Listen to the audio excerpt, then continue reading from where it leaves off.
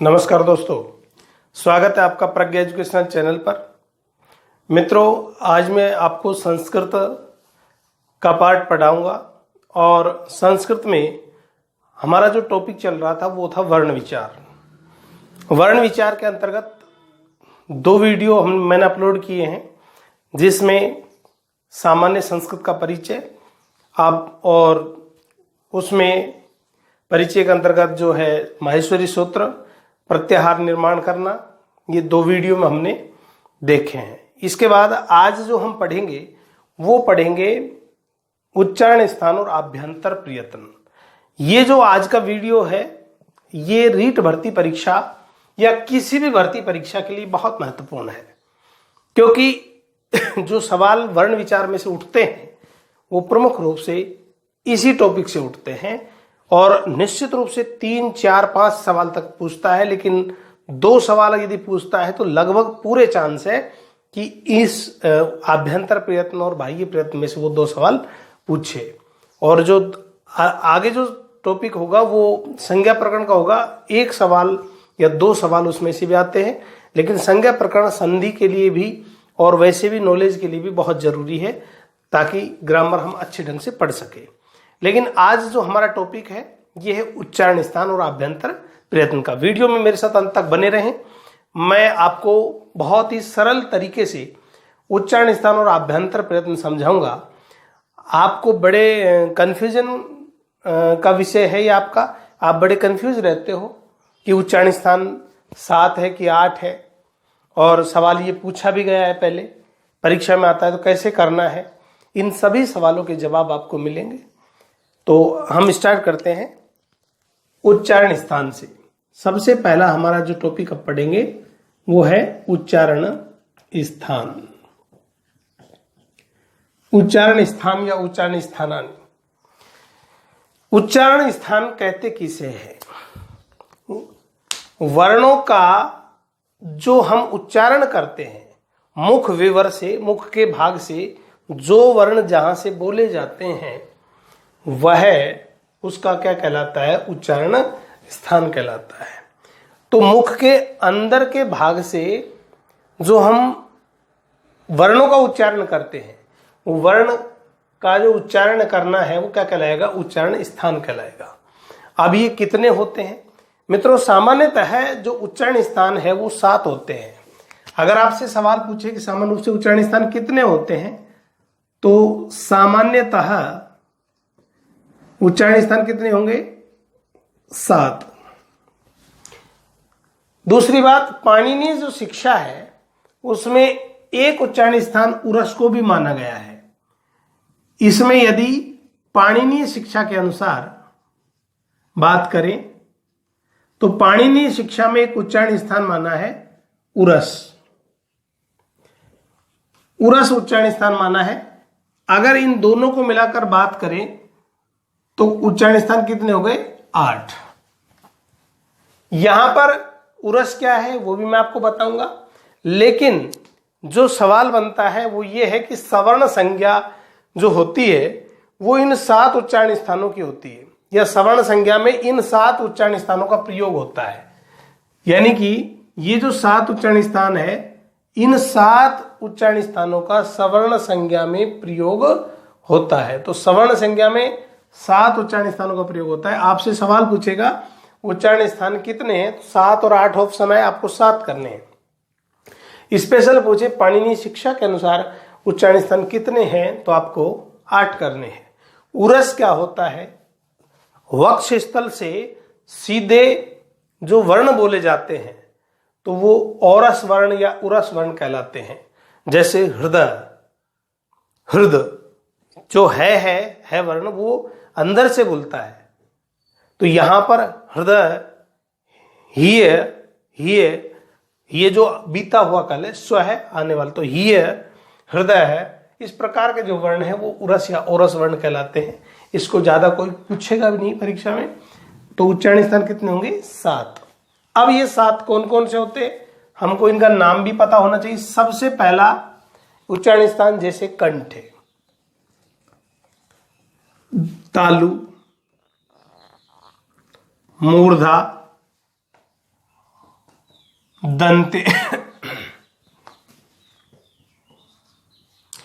मूर्धा दंते औष्ठे नासिका औष्ठे नासिका और सातवां जो उच्चारण स्थान है वो है जिह्वामूल। जिह्वा मूलीय, जिह्वा के मूल भाग से जो वर्ण उच्चारित होते हैं। यहां पर उच्चारण स्थान कितने हो गए? 8। लेकिन मैं अभी आपको जो सारणी बनाऊंगा उसमें जो है ऐसा लगेगा आपको कि 11-11 लिख दिए या 10 लिख दिए, तो वो जो अन्य जो उच्चारण स्थान बनेंगे वो 2 उच्चारण स्थानों को मिलाकर बनते हैं। जैसे कंठ तालु है, मान लो, तो तालु है और कंठ है, इन दोनों को मिलाकर के जो उच्चारण स्थान बनेगा तो वो कंठ तालु बनेगा। कंठोष्ठ बनेगा तो कंठ और ओष्ठ को मिलाकर बनेगा। वो 2 उच्चारण स्थान, ये मूल ये 7 ही है, इनसे मिलाकर बनते बाकी। तो ये उच्चारण स्थान कितने हो गए? 7। अब इनको हम सारणी के माध्यम से पढ़ते हैं। सूत्र भी मैं आपको बताऊंगा। सूत्र याद करने से बहुत सरल हो जाता है, तो आप सूत्र याद करें या हो सके तो, नहीं तो आप सीधा वर्ण भी याद कर सकते हैं। सबसे पहला यहां पर हम लिखते हैं सूत्र। सूत्र सबसे पहला जो सूत्र होगा, तालिका बनाते हैं। पहला जो सूत्र होगा अकू है, विसर्ज, कंठे को लेते हैं हम, अकू है विसर्ज नियानाम कंठ। अकूह विसर्जनीय नाम कंठ है। यहां पर जो वर्ण आते हैं वो आते हैं ए या आ, वर्णहा। तो ये वर्ण है ए आ। कै वर्ग, कै वर्ग से तात्पर्य कै ख ग घ, कै ख ग घ और ङ, 5 होते हैं वर्ग में। तो ए आ कै वर्ग, एक आता है और एक आता है विसर्ग। क्या आता है मित्रों? विसर्ग। ए आ कै वर्ग है और विसर्ग, इन सब का जो उच्चारण स्थान है वो क्या होगा? उच्चारण स्थान क्या होगा? यहां पर वर्णहा और ये हो जाएगा स्थान या स्थानानी। तो वर्णों का जो उच्चारण स्थान होगा ये हो जाएगा, क्या हो जाएगा? कंठे। कंठे। तो यहां पर अकू है विसर्जनीय नाम कंठ है, ये सूत्र है। सूत्र में लिखा हुआ ए या आ समान वर्ण। कु का मतलब है कुगित है, ये उ की संज्ञा होती है और ये कुगित कहलाता है। कै वर्ग से तात्पर्य है कु से, कै ख ग घ ङ। है वर्ण और विसर्ज का अर्थ है विसर्ग। इन सब का जो उच्चारण स्थान है वो क्या है? कंठ है। तो आप ऐसा भी याद कर सकते हैं, ए आ कै वर्ग है और विसर्ग, इन सब का उच्चारण स्थान कंठ है। या फिर सीधा इनको भी याद कर सकते हैं, ए आ कै वर्ग है और विसर्ग, ये सब कंठ है। ये हिंदी में भी समान रूप से उपयोगी है उच्चारण स्थान। दूसरा जो सूत्र है वो आता है तालु का। सूत्र है इचु यशानाम तालु। इचु यशानाम तालु। यहां पर ई चै वर्ग, क्या आएगा? चै वर्ग। चै वर्ग में वही वर्ण है, 5 चै, 6 जय, झ और ये। ई चै वर्ग, य और श। ये और श, ध्यान रखना मित्रों, ये महत्वपूर्ण तीनों श। ये मोस्ट है। यहां पर ये तालव्य श है, तो यहां पर तालव्य यानी तालु। इचु यशा नाम तालु। ई चू से तात्पर्य चै वर्ग है, ये और श, इनका उच्चारण स्थान क्या है? तालु या तालव्य। तो तालु या तालव्य। दूसरी बात, तीसरा जो सूत्र है अपना मूर्धन्य। तो यहां पर मूर्धा सूत्र आता है ऋतु रसाणाम, ऋतु रसाणाम मूर्धा। ऋतु रसाणाम मूर्धा से तात्पर्य है री, टू से तात्पर्य टै वर्ग, रे और श। री ट वर्ग, ट वर्ग में आएंगे ट, ठ, ड, ढ और ण। री ट वर्ग, एक आता है रे और दूसरा आता है श। रे और श, इन सब का उच्चारण स्थान क्या है? मूर्धा। री ट वर्ग, रे और श, इनका उच्चारण स्थान है मूर्धा। इसके बाद चौथा जो सूत्र है वो आता है दंते। सूत्र है इसका लृतु लशानाम दंतः। यहां पर देखो लृ, त वर्ग, ल और श, इन सब का उच्चारण स्थान है दंते। लृ, त वर्ग, त वर्ग से तात्पर्य यहां पर त, थ, द, ध और न। और एक वर्ण आता है ल और एक आता है श। इनका उच्चारण स्थान क्या है? ये भी हलंत है। ल और श, इनका उच्चारण स्थान क्या है? दंते है। सॉरी, हाँ सॉरी, दंते। क्या है? दंते या दंतः। यहां पर लृ, त वर्ग, ल और स, इनका उच्चारण स्थान क्या है? दंते। पांचवा जो सूत्र है वो है ओष्ठे का। ओष्ठे में सूत्र आता है उपपद मानिया नाम, उपपद मानिया नाम ओष्ठव। यहां पर उपपद माना नाम ओष्ठव से तात्पर्य उ से तात्पर्य प वर्ग से है, तो उ और प वर्ग, उ प वर्ग। प वर्ग से तात्पर्य प, फ, ब, भ और म। उ प वर्ग, इनका जो उच्चारण स्थान है वो है ओष्ठे। उपपद मानिए नाम ओष्ठव। तो यहां पर उ प वर्ग। अगला जो सूत्र है वो है नासिका। यमंगननम,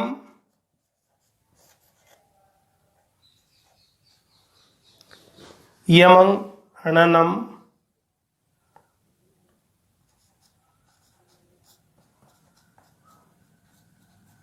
नासिका। यानी कि प्रत्येक वर्ग का पांचवा अक्षर नासिका होगा, जिसे अनुनासिक कहते हैं। य, इसको हम ऐसे लिख सकते हैं य, म, ङ, ण और न। पांच अक्षर हो गए। इनका उच्चारण स्थान क्या है? नासिका या नासिक के। इसको अनुनासिक भी कहते हैं, क्योंकि मुख नासिका वचनो अनुनासिक। एक सूत्र आता है संज्ञा प्रकरण में कि मुख के साथ साथ जिन वर्णों का उच्चारण नासिका से भी होता है उसको अनुनासिक संज्ञा होती है। तो यहां पर यमंगननम, ये जो पांच अक्षर है, ये पांच अक्षर, प्रत्येक वर्ग का पांचवा अक्षर क्या होगा? नासिका होगा। इसके बाद आता है जिव्यामूलीय, सातवां। जिव्यामूल्य से जिव्यामूलम, जिह्वा मूल्य से जिव्यामूलम।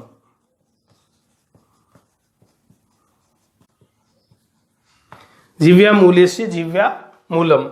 यहां पर जिव्यामूल, यहां पर जो जिव्यामूल है वो क्या होता है? अर्ध विसर्ग क, ये जो निशान है ना, ये अर्ध विसर्ग का है।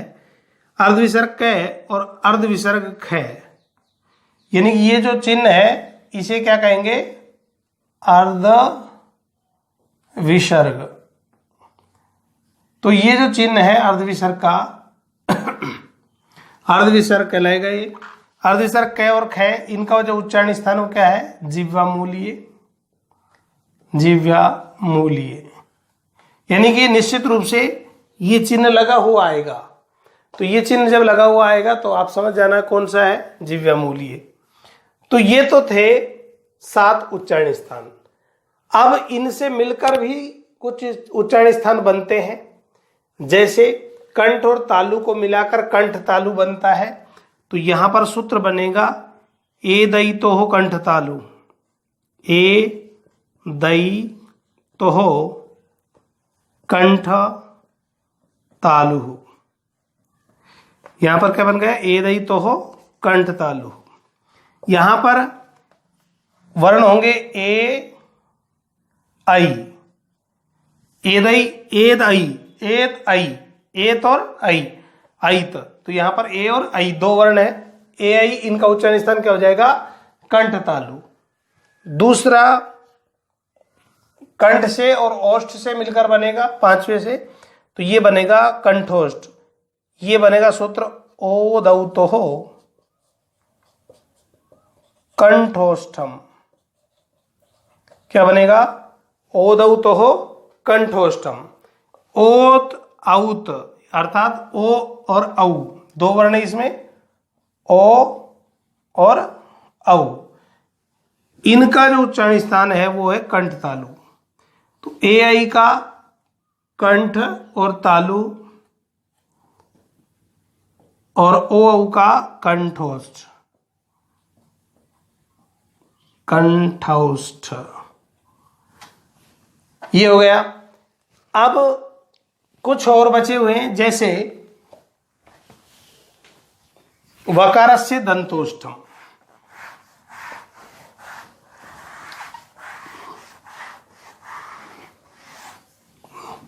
जैसे हम बात करें अगला व, तो एक सूत्र आता है वकारस्य दंतोष्ठम, यानी एकमात्र वकार का तात्पर्य वैसे है। वह जो वर्ण होगा वह, इस वर्ण का जो उच्चारण स्थान होगा वह का, वो क्या होगा, उच्चारण स्थान वह का होगा दंतोष्ठ। दंतोष्ठ जो दांत और ओष्ठ की सहायता से बोला जाए वो दंतोष्ठ कहलाता है। इसके बाद यदि हम बात करें दंतोष्ठ के बाद नासिका अनुस्वार, तो एक और आता है अनुस्वार। ये अनुस्वार आपने देखा होगा ऊपर लगा हुआ, इस अनुस्वार को कहते हैं अनुस्वार से नासिका च, अनुस्वार से नासिका च। यहां पर अनुस्वार का जो उच्चारण स्थान होगा वो क्या होगा, नासिका, केवल नासिका होगा। यहां पर अनुनासिक संज्ञा नहीं होती इसकी, यहां पर क्या होगा, इसका उच्चारण स्थान नासिका, यानी कि नाक से बोलता है, जैसे पंकज, चंचल, इस प्रकार नाक से बोलता है, तो यहां पर अनुस्वार का उच्चारण स्थान होगा नासिका। अब मैं इसको थोड़ा सा आपको समझा दूं। उच्चारण स्थान 7 पढ़ रहे हैं हम, 7 होते हैं। ये सूत्र जो लिखे हैं ये 11 लिखे हैं मैंने, कंफ्यूज नहीं होना है, मिला करके बनते हैं। वह दंतोष्ठ से तात्पर्य दांत और ओष्ठ से मिलकर बनता है। अभी मैं आपको बताता हूं। सबसे पहला ए आ कै वर्ग है और विसर्ग।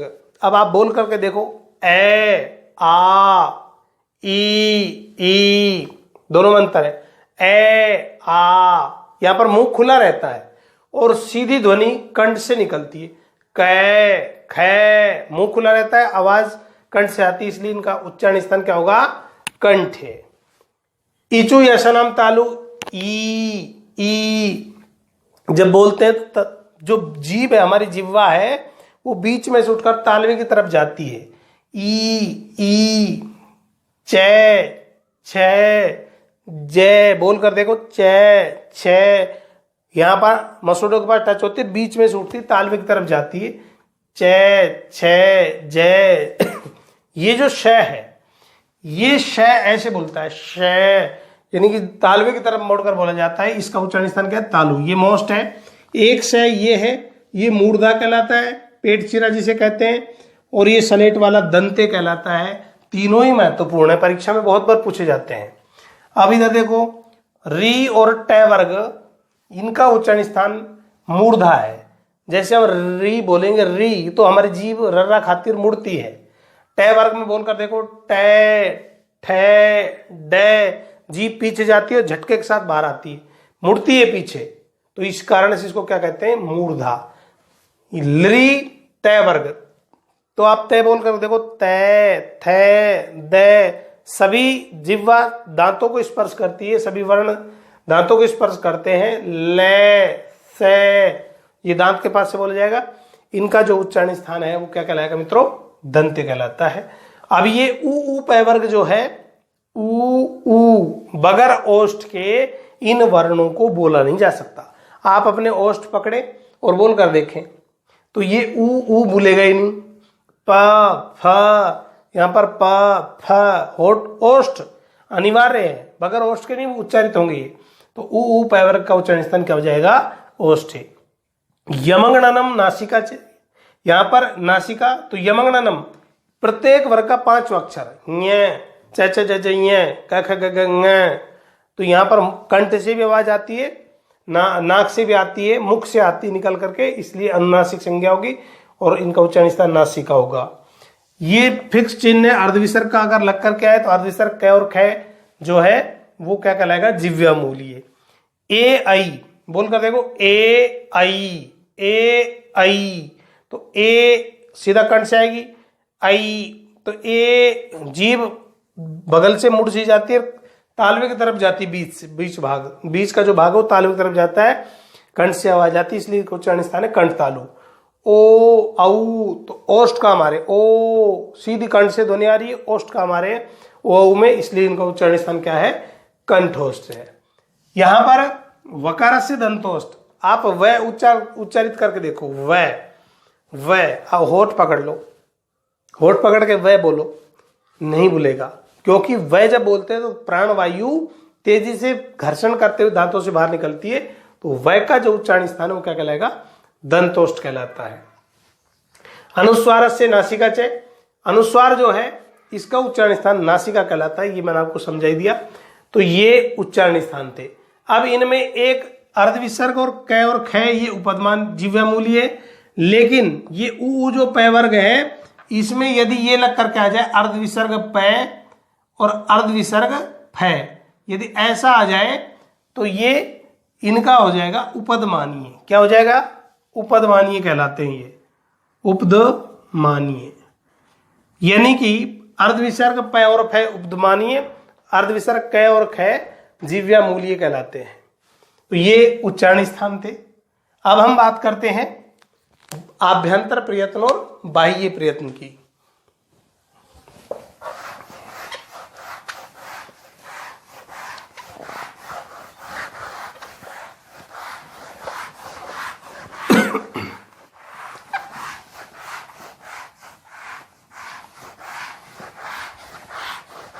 इसमें से क्वेश्चन कंफर्म आएगा, हर पेपर में आता है, first grade, second grade, REET, अन्य जो भी भर्ती परीक्षा होती है, संस्कृत का यदि पार्ट है तो उच्चारण स्थान और आभ्यंतर प्रयत्न में से कंफर्म सवाल आता है।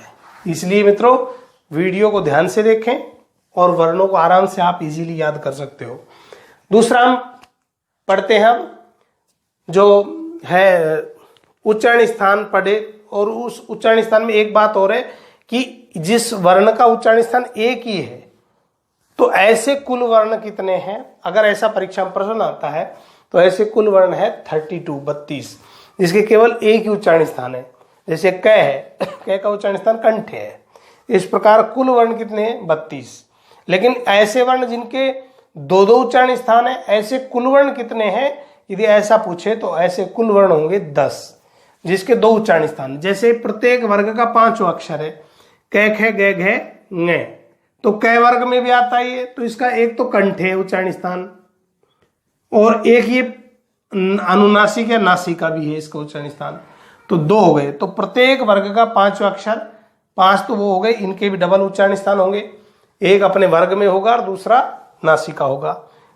दूसरी बात, एक वय हो गया जिसका उच्चारण स्थान क्या है, डबल है, वकारस्य दंतोष्ठ, यहां पर वह हो गया। एक हो गया ए ओ आई औ, इनके उच्चारण स्थान भी डबल है। यहां पर ये जो वर्ण है ए ओ आई औ, ये ए कंठ तालु कहलाता है। तो कंठ और तालु से मिलकर बनता है, तो डबल उच्चारण स्थान है। यहां पर ए प्लस ई बराबर ए बनता है, तो ए का उच्चारण स्थान कंठ है और ई का उच्चारण स्थान तालु है, इसलिए डबल है। तो कहने का तात्पर्य यह है कि ऐसे कुल वर्ण कितने जिनके दो उच्चारण स्थान होते हैं, ऐसा सवाल आए तो होते 10, और ऐसे कुल वर्ण कितने जिनका उच्चारण स्थान केवल एक होता है, तो आपका आंसर होगा 32। अब हम बात करते हैं यत्न की। यत्न या इसे प्रयत्न भी कहते हैं। प्रयत्न, यत्न किसे कहते हैं? वर्णों के उच्चारण में किए जाने वाले आंतरिक प्रयासों को यत्न या प्रयत्न कहा जाता है। वर्णों के उच्चारण में किए जाने वाले आंतरिक प्रयासों को यत्न या प्रयत्न कहा जाता है। ये यत्न या प्रयत्न दो प्रकार के होते हैं, एक होता है आभ्यंतर प्रयत्न और दूसरा होता है बाह्य प्रयत्न। यत्न कितने प्रकार के होंगे? दो। एक होगा आभ्यंतर प्रयत्न और दूसरा होगा बाह्य प्रयत्न। आभ्यंतर प्रयत्न 5 होते हैं और बाह्य यत्न 11 होते हैं। अब हम इनको पढ़ेंगे। सबसे पहला हम लेते हैं आभ्यंतर प्रयत्न। आभ्यंतर प्रयत्न, आभ्यंतर प्रयत्न जो है ये 5 होंगे। सबसे पहला जो आभ्यंतर प्रयत्न होगा, पहले तो ये समझ लो कि आभ्यंतर प्रयत्न होते क्या है। आभ्यंतर प्रयत्न कहते किसे हैं? वर्णों के उच्चारण से पहले, वर्णों के उच्चारण से पहले किया जाने वाला आंतरिक प्रयास, अभियंतर। आंतरिक प्रयास क्या कहलाएगा? वर्णों के उच्चारण से पहले किया जाने वाला आंतरिक प्रयास क्या कहलाएगा? आभ्यंतर प्रयत्न कहलाता है। और ये 5 होते हैं।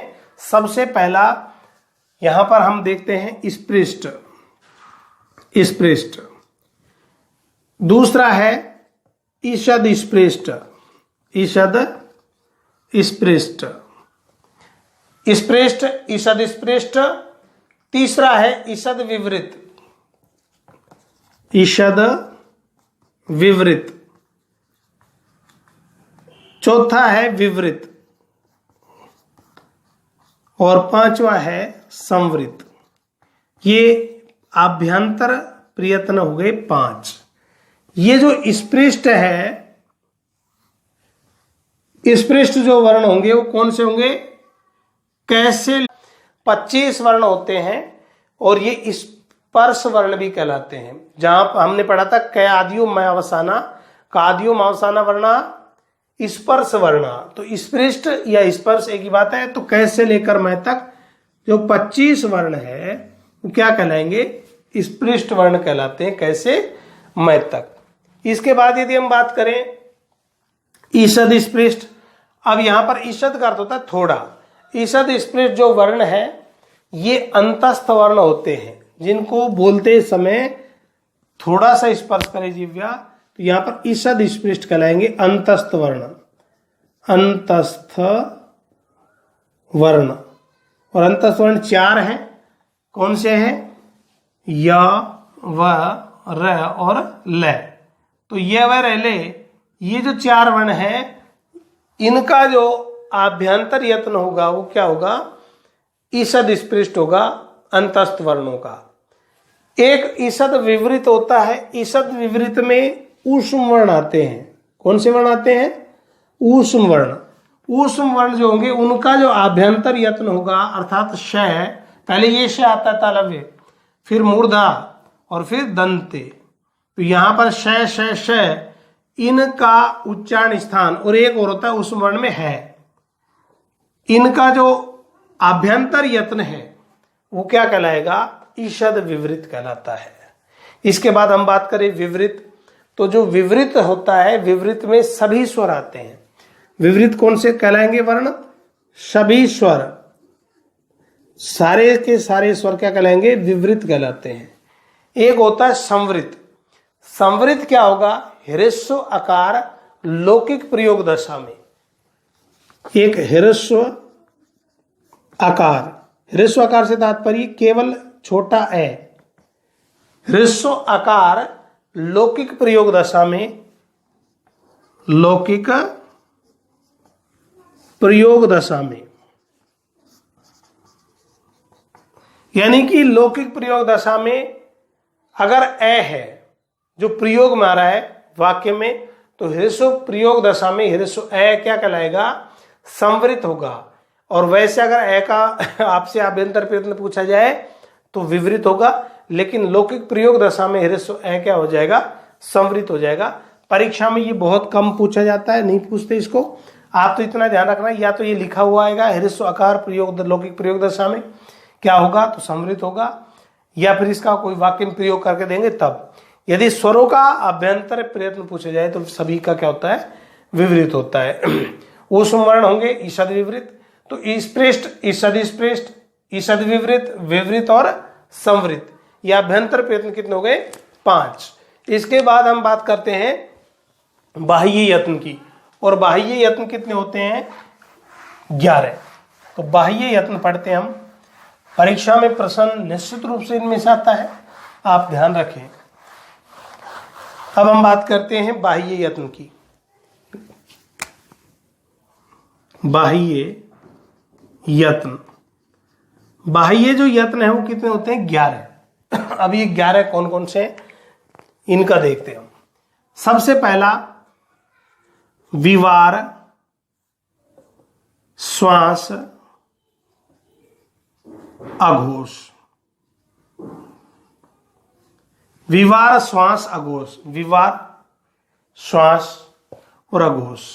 दूसरा संवार, नाद, घोष। तीसरा अल्प प्राण। चौथा महाप्राण। ये 1 2 3 4 क्रम नहीं है, 1 2 3 4 5 6 7 और 8 ऐसे हैं ये। तो यहां पर महाप्राण। और जो स्वर होते हैं उनका होता है उदात्त, यानी कि उच्चई रुदात्त है। छठा नीचई रनुदात्त है। और समाहार है, स्वरित है। यहां पर विवार, श्वास, अघोष। अभी मैं एक एक को समझाऊंगा आपको। सबसे पहला हम लेते हैं विवार, श्वास, अघोष। विवार, श्वास, अघोष कौन से वर्ण होंगे? यहां पर मित्रों विवार, श्वास जो अघोष होगा ये खर प्रत्याहार के वर्ण होंगे। कैसे होंगे? खर वर्ण। अब ये जो खर वर्ण कौन से होते हैं, तो इसीलिए मैंने आपको वहां पर माहेश्वरी सूत्र पढ़ाए थे। तो आपको यदि माहेश्वर सूत्र याद है तो खप छटर चटता कै पहिए शहर है, रे तक आएंगे। तो वहां पर ख से लेकर रे तक के जो वर्ण है वो, अब आप इसकी भी मैं शॉर्ट ट्रिक में समझाता हूं, आप ध्यान रखना। विवार, श्वास, अघोष खर वर्ण। कौन से वर्ण?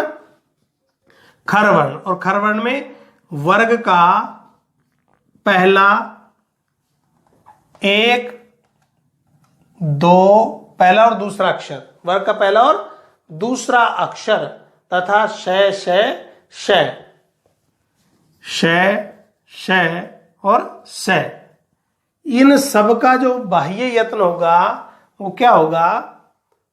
विवार, श्वास और अघोष। अर्थात जैसे कै, वर्ग का पहला में कै और ख, च और छ। तो कै का आपसे पूछे कि भाई कै का जो बाह्य यत्न होगा कौन सा होगा? तो विवार भी होगा, श्वास भी होगा, अघोष भी होगा। चौथा ऑप्शन मान लो उपयुक्त सभी हो, तो आपका आंसर हो जाएगा उपयुक्त सभी। तो विवार भी होता है, श्वास भी होता है, अघोष भी होता है खर वर्णों का। तो शय शय स। और एक इसमें आता है विसर्ग और एक आता है जिव्या मूल्य। एक इसमें आता है विसर्ग, एक आता है इसमें जिह्वा मूल्य। यानी कि विवार, श्वास, अघोषो, इनमें खर प्रत्याहार के वर्ण 1 2 3 शय शय शय, विसर्ग, जिव्या मूल्य, इनका आपसे पूछे कि विसर्ग का बाह्य यत्न क्या होगा, तो विवार होगा, श्वास भी होगा और अघोष भी होगा। इसके बाद संवारनाद घोष जो वर्ण है, संवारनाद घोष जो अब बाह्य यत्न है, इनका जो इनमें जो वर्ण आते हैं वो आते हैं हस वर्ण। कौन से वर्ण आएंगे? हस वर्ण। तो हस वर्ण कौन से होते हैं? है से लेकर स तक के वर्ण, या तो आपको वो याद हो, हाय अवरट लण यमंगनम जय भय गणदश, ऐसे याद हो या फिर मैं आपकी शॉर्ट ट्रिक समझा रहा हूं, अगर याद नहीं भी है तो भी काम चल जाएगा। हस वर्ण कौन कौन से होंगे? वर्ग का हस वर्ण में कौन से आएंगे? वर्ग का तीसरा, चौथा, पांचवा अक्षर, तीसरा, चौथा, पांचवा अक्षर तथा अंतस्थ वर्ण। वर्ग का तीसरा, चौथा, पांचवा अक्षर और अंतस्थ वर्ण। अंतस्थ वर्ण, अंतस्थ वर्ण में य, व, र और ल, 4 वर्ण ये हो गए, यानी कि 3, 4, 5 अक्षर ये व र ल, और एक वर्ण आता है इसमें है। ध्यान रखना इधर है नहीं आता, ये है बहुत पूछता है। यहां पर से श है, लगातार हम पढ़ते तो है पूछते, लेकिन यहां पर है नहीं है का जो बाह्य यत्न होगा, ये मोस्ट है, वो होगा संवारनाद घोष। यानी है वर्ण कैसा वर्ण है? घोष वर्ण। ये बहुत पूछते हैं घोष या अघोष। तो है जो वर्ण है या ये व र ल अंतर जो वर्ण है, ये घोष वर्ण कहलाते हैं। कैसे कहलाते हैं? घोष वर्ण कहलाते हैं। एक इसमें आता है अनुस्वार, एक आता है इसमें अनुस्वार। यदि आपसे पूछा जाए कि अनुस्वार का बाह्य यत्न क्या होगा, तो आपका अनुस्वार का बाह्य यत्न क्या होगा? संवारनाद घोष।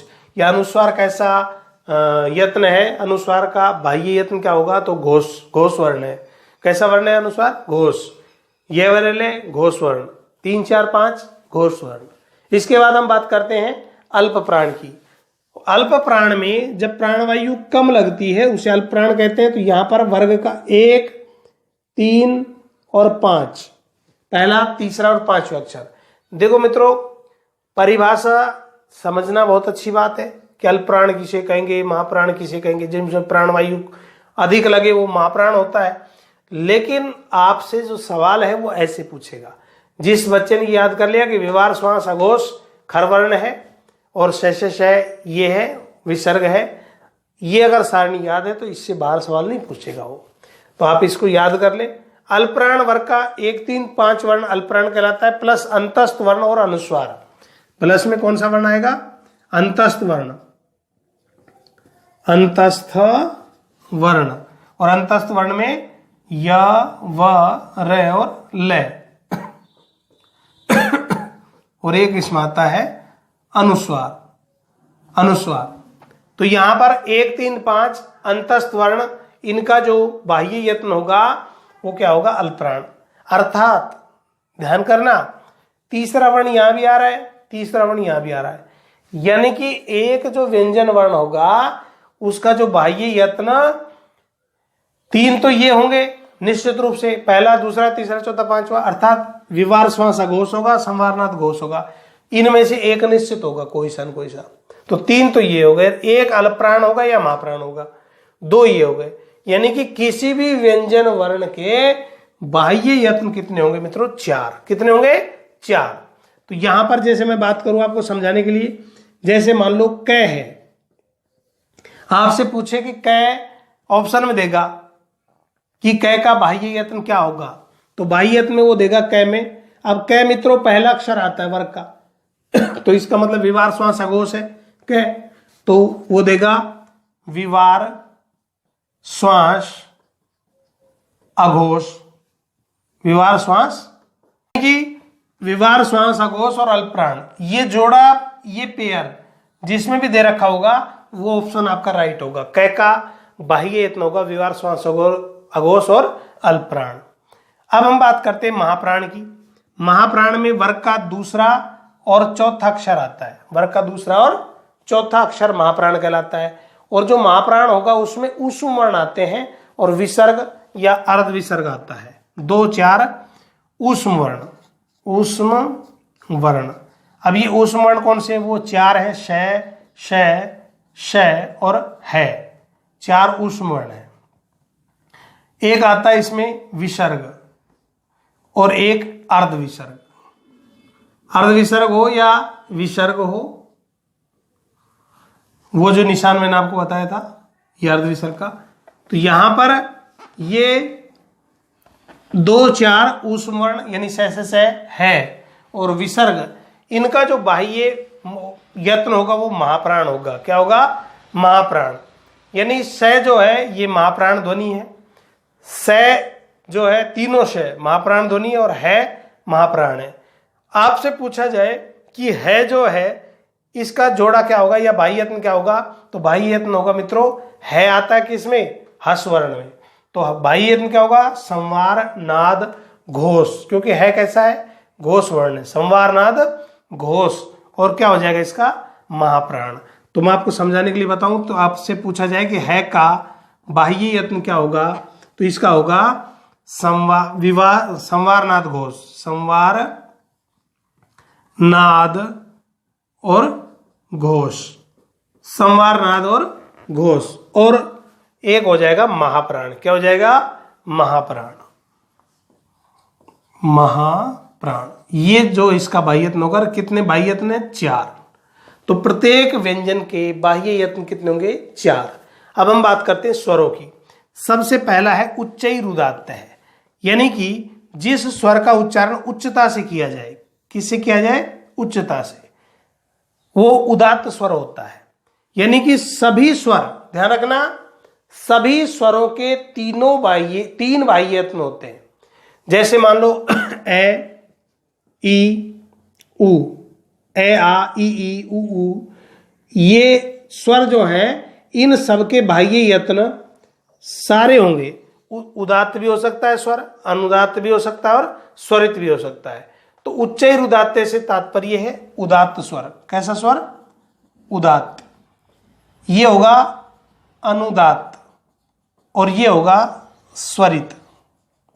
तो उदात्त स्वर कौन से होंगे? ए ई उ, जो सारे स्वर हैं उन पर यदि कोई आड़ी तिरछी रेखा ना लगी हो तो सभी स्वर क्या कहलाएंगे? उदात्त स्वर कहलाते हैं। नीचे अनुदात्त है, जिस स्वर के नीचे आड़ी रेखा लगी हो, जिस स्वर के नीचे आड़ी रेखा लगी हो यही स्वर अनुदात्त हो जाएंगे। ए ई, बड़ी ई, उ, इनके नीचे यदि आड़ी रेखा, ऐसे नीचे स्वर के नीचे रेखा लगी हो तो ये कैसे स्वर हो जाएंगे? अनुदात्त। और यदि हम स्वरित की बात करें तो जिस स्वर के ऊपर खड़ी रेखा इंकित की गई हो, खड़ी रेखा, जैसे ए ई उ, ये स्वर है, इसके ऊपर ऐसी रेखा हो, खड़ी रेखा, तो वो स्वर कैसा कहलाएगा? स्वरित स्वर।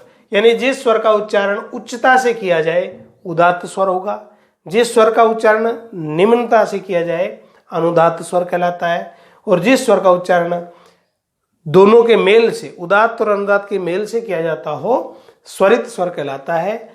उदात्त स्वर पर कोई भी रेखा अंकित नहीं की जाती, अनुदात्त स्वर के नीचे आड़ी रेखा अंकित की जाती है तथा स्वरित स्वर के ऊपर खड़ी रेखा अंकित की जाती है। तो ये जो स्वर होंगे, प्रत्येक स्वर का बाह्य यत्न कितना हो गया? 3, उदात्त, अनुदात्त और स्वरित। आपसे पूछे कि इस ए का बाह्य यत्न कितने होंगे, तो मित्रों ए के बाह्य यत्न कितने होंगे? 3, उदात्त, अनुदात्त और स्वरित, 3 बाह्य यत्न होंगे। तो व्यंजन के बाह्य यत्न 4 होते हैं, स्वर के कितने होते हैं? 3। ये हमने बात की बाह्य यत्न की। तो मित्रों, विवार श्वास अघोष, संवार नाद घोष, अल्पप्राण, महाप्राण, उदात्त, अनुदात्त और स्वरित 11 होते हैं। विवार श्वास अघोष खरवर्ण, संवार नाद घोष हसवर्ण, अल्पप्राण 1 3 5, महाप्राण 2 4, उदात्त ए ई उ और अनुदात्त ए ई उ, लेकिन नीचे आड़ी रेखा हो और स्वरित खड़ी रेखा हो। तो मित्रों, आज के वीडियो में हमने उच्चारण स्थान और अभ्यंतर प्रयत्नों का विस्तार से अध्ययन किया। अगर आपको वीडियो पसंद आया हो तो इसे शेयर करना ना भूलें। हमारे चैनल को सब्सक्राइब कीजिए। रीट भर्ती परीक्षा और सेकंड ग्रेड तक का जो लेवल है उसको मैं लेकर चल रहा हूं। तो रीट भर्ती परीक्षा के जितने भी अभ्यर्थी हैं उन सभी को मैं संस्कृत विषय का संपूर्ण कोर्स सरल भाषा में करवाऊंगा। देखो वैसे तो सभी करवाते हैं, लेकिन जिन बच्चों को के पास संस्कृत नहीं रही है उन बच्चों को ध्यान में रख करके मैं ये चीज पढ़ा रहा हूं। निश्चित रूप से लाभ होगा। आप वीडियो को पेशेंस से देखें, 1-2 बार वीडियो को देखें और अपने नोट्स आप बना सकते हो। Thank you, have a nice day.